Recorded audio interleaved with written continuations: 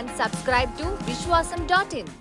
Political engagement create చేయడం ఎలా అనే పుస్తకం రాస్తే దానికి కవర్ పేజీగా ఖచ్చితంగా మోడీనే ఉంటారు. ఎందుకంటే రాజకీయంగా ఏ అజెండా సెట్ చేయాలి, జనం ఏం మాట్లాడుకోవాలి, ఎలా దేశం మొత్తాన్ని తన వైపు తిప్పుకోవాలి అనేది మోడీకి తెలిసినట్టుగా ఎవ్వరికీ తెలియదేమో. ద్వారకాలో అండర్ వాటర్కి వెళ్ళి పూజ చేసి వచ్చిన తర్వాత లోతు చూస్తే అర్థమవుతోంది. మోడీ దిగింది సముద్రంలో మాత్రమే కాదు, ప్రత్యర్థుల రాజకీయ కోటలో. ఎలాగో వివరంగా చూద్దాం. రాజకీయం వెనక వాస్తవాల కోసం Vishwasam.in ఛానల్ను తప్పకుండా సబ్స్క్రైబ్ చేసుకోండి. రాజకీయ అజెండా విషయంలో మోడీ చాలా చాలా చాలా పర్టికులర్. అయోధ్యలో రామ మందిరం ప్రారంభానికి నెల రోజుల ముందు నుంచే దేశాన్ని ఆకర్షించేలా ప్రచార ప్రణాళిక. రోజుకో విశిష్ట ఆలయం చుట్టూనో దైవ సేవలోనో కనిపించిన మోడీ హావభావాలతోనే కాదు, డ్రెస్సుల్లోనూ వైవిధ్యం చూపిస్తూ ఆశ్చర్యపరిచిన మోడీ దేశ విదేశాల్లో రామ మందిరానికి ప్రచారం వచ్చేలా ప్రత్యేక ప్రణాళికలు. మసీదు స్థానంలో మందిరం కట్టారు అనే ప్రస్తావన రాకుండా అమెరికా లాంటి దేశాలు కూడా రామ మందిరాన్ని కీర్తించేలా పక్కా వ్యూహం.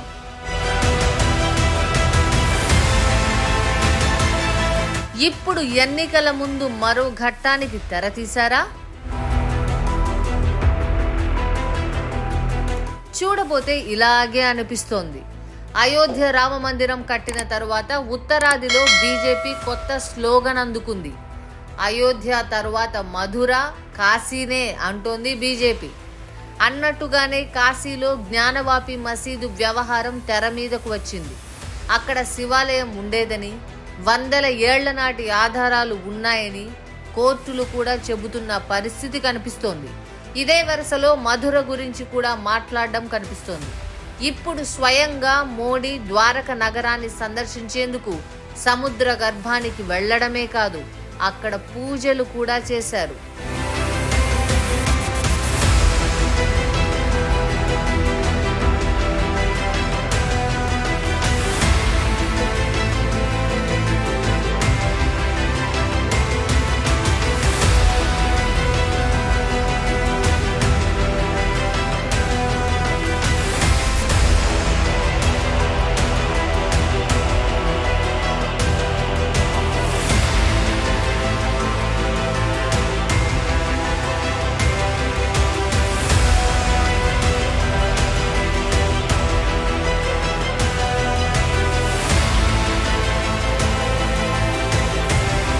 ద్వారక శ్రీకృష్ణుడు నడయాడిన ప్రాంతం.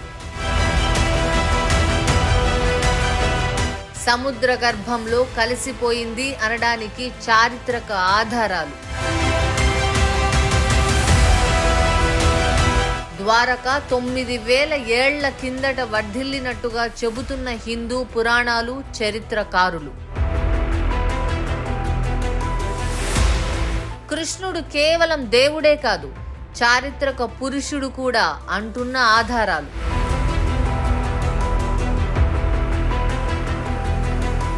మోడీ ఇప్పుడు ద్వారక వెళ్లడం, సముద్రంలో దిగడం వ్యూహాత్మకం.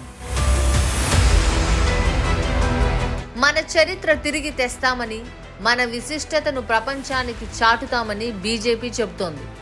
ఇదే భావోద్వేగాన్ని పతాక స్థాయికి తీసుకువెళ్లేందుకు మోడీ ప్రయత్నాలు చేస్తూనే ఉన్నారు. అందులో భాగంగానే బేట్ ద్వారకా నుంచి ద్వారకాలో దిగారు, పూజలు చేశారు, విశ్వాసాన్ని చాటుతూ ఉద్వేగం పెంచారు.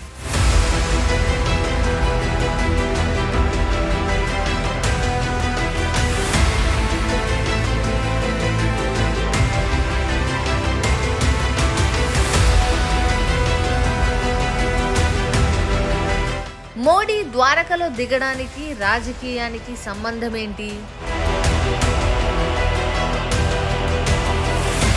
చాలా స్టోరీనే ఉంది. అయోధ్య తర్వాత కాశీ, మధుర అనడానికి కారణం ఆ రాజకీయ అజెండానే. కాశీలో జ్ఞానవాపి ముందు రావడం చూస్తున్నాం. మధుర ఎజెండా అయితే ఉత్తరాదిలో, ముఖ్యంగా ఉత్తరప్రదేశ్, బీహార్లో రాజకీయ ప్రకంపనలు వచ్చే అవకాశం.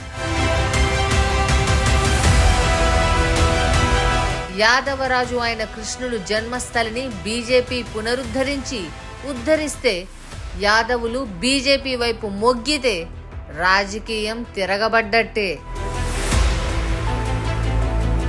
అసలు పాయింట్ ఇదే కదా. ఉత్తరప్రదేశ్లో యాదవులు 100కు 25 మంది ఉన్నంత ప్రభావవంతంగా ఉంటారు. వీళ్ళంతా ప్రస్తుతం సమాజ్వాదీ పార్టీ గుత్త సొత్తు అన్నట్టుగా ఉంటారు. అందుకే ఆ పార్టీ వరుసగా ఓడినా రాజకీయంగా బతుకుతోంది. ఇదే యాదవులు బీహార్లో లాలూ పార్టీ ఆర్జేడీతో ఉన్నారు. ఈ 2 పార్టీలు బీజేపీకి బద్ద వ్యతిరేకులు.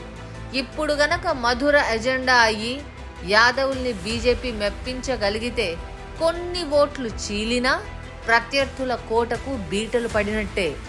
ద్వారకను, అలనాటి చారిత్రక వారసత్వాన్ని పాపులరైజ్ చేసి ఆ లింకును మధురకు కలపబోతోంది బీజేపీ. ఇదే ఇప్పుడు అస్సలైన టర్నింగ్ పాయింట్.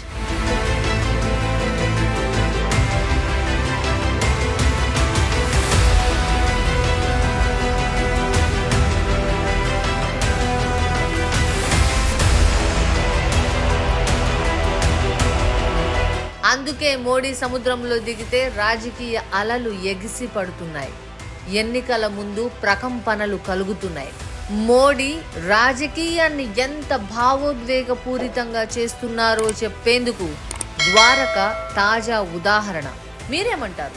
మీ అభిప్రాయాన్ని కామెంట్స్లో చెప్పండి. లైక్ చేయండి, షేర్ చేయండి. Vishwasam.in.